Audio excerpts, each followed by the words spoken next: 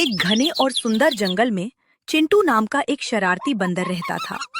उसे दूसरों के साथ मजाक करना बहुत पसंद था। उसकी शरारतों से जंगल के जानवर अक्सर परेशान हो जाते थे। मजाक किए बिना तो मेरा दिन ही नहीं गुजरता। एक दिन जंगल में मिट्ठू नाम का एक नया तोता आया। वो बहुत बुद्धिमान और समझदार था।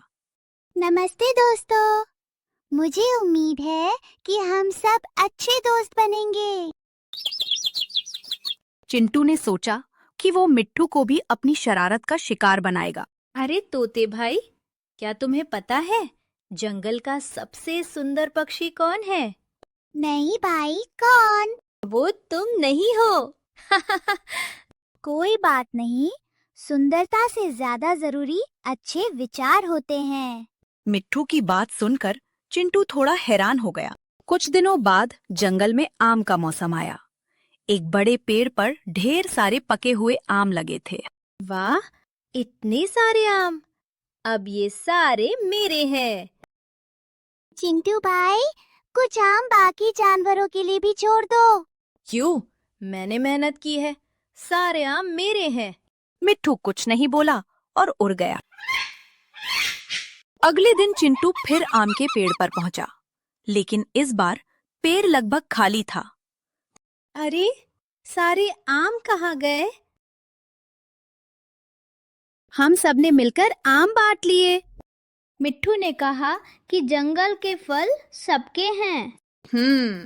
अब मैं उस तोते को सबक सिखाऊंगा।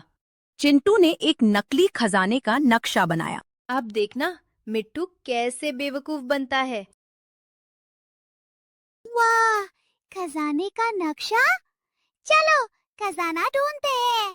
मिट्ठू समझ गया था कि नक्शा नकली है, लेकिन उसने कुछ नहीं कहा।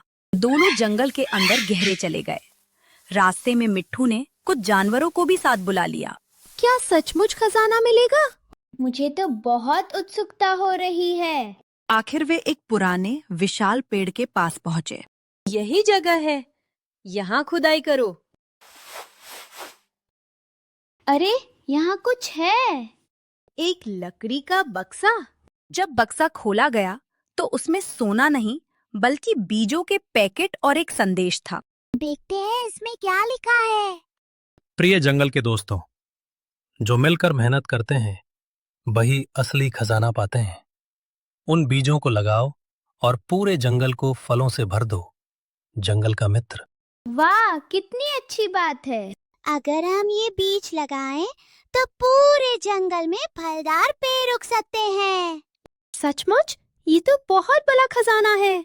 सभी जानवरों ने मिलकर बीज बोना शुरू कर दिया। मैं तो मजाक करना चाहता था, लेकिन इससे तो सबका भला हो गया। कुछ महीनों बाद पूरे जंगल में नए नए पेड़ उगाए। वाह, कितना सुंदर जंगल हो गया। अब हमारे पास ढेर सारी फल है। चिंटू को अपनी गलती का एहसास हुआ। मिट्ठू, मुझे माफ कर दो। मैं हमेशा दूसरों को परेशान करता था। कोई बात नहीं दोस्त, अपनी गलती से सीखना सबसे बड़ी समझदारी है। अब मैं सबकी मदद करूंगा। उस दिन के बाद चिंटू ने शरारतें छोड़ दी और सभी जानवरों का अच्छा दोस्त बन गया। जंगल में सब मिलजुल कर खुशी से रहने लगे।